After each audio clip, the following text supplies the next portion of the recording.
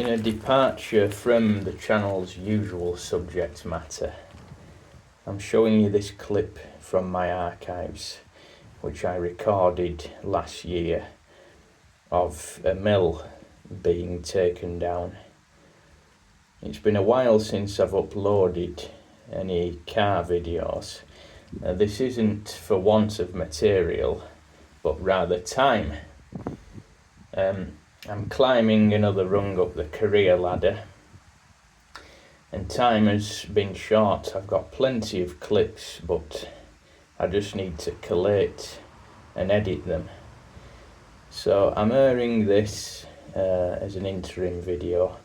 One of my other interests is industrial architecture, and the mill, or remains of, that we see here belonged to Fothergill and Harvey's, who were industrial textile manufacturers and still are. They are still operating. As we go further along in this video, we'll see the remains of the complex. This here, I believe, was the office block or administrative block. And as for the main body of the mill, I'm not entirely sure what they did there, but I think it was to receive raw materials. It had been abandoned for a very long time, at least 15 years. And this is what's left of it. And very soon, well, as I speak now, there is nothing left of it. It's gone. It was a while since I came this way on my bike,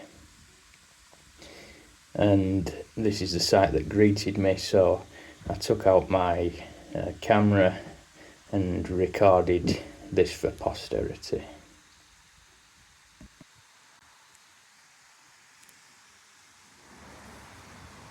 The canal, you see, is the Leeds to Manchester, and I am travelling in the Manchester direction. The mill itself was situated on the Lancashire side of the border with West Yorkshire, in close proximity to the infamous Summit railway tunnel.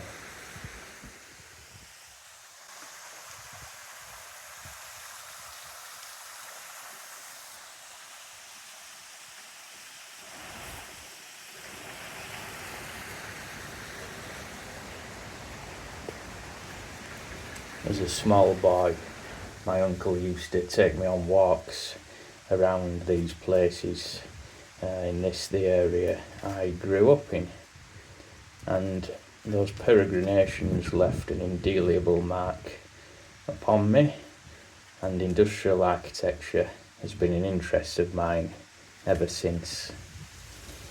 Here is the weaving shed, or one of the weaving sheds. And way back then, when I was 4 or 5 years old, standing on the other side of the canal on one of these walks, the eerie noises of the machinery inside the walls and the absolute stillness on the outside I found quite disconcerting, along with the imposing, somewhat intimidatory size of the building. I found the places to be absolutely fascinating.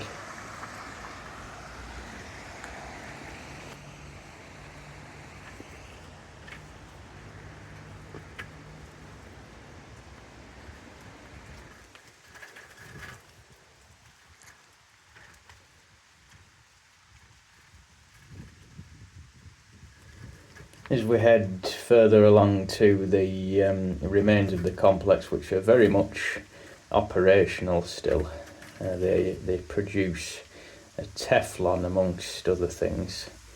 We go past this palisade fence on the right, a recent addition, and here the path forks.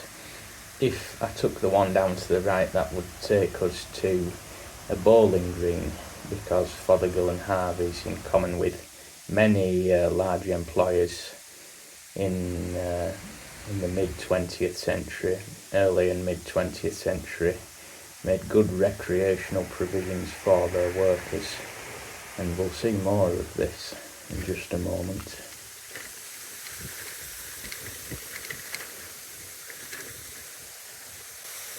Here the canal widens out into what I imagine were moorings back when the canals took the bulk of the goods.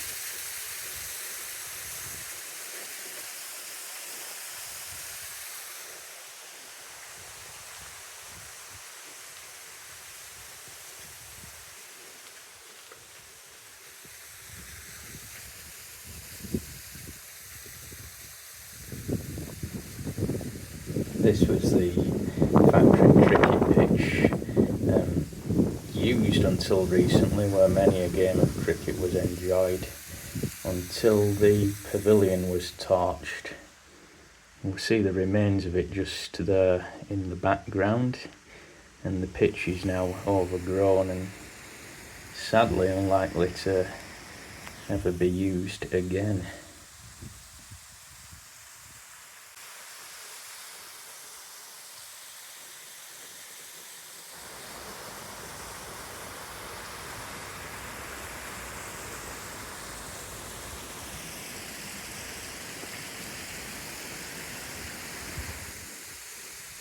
One can appreciate how impressive the rambling site was to a young child, and it still is today.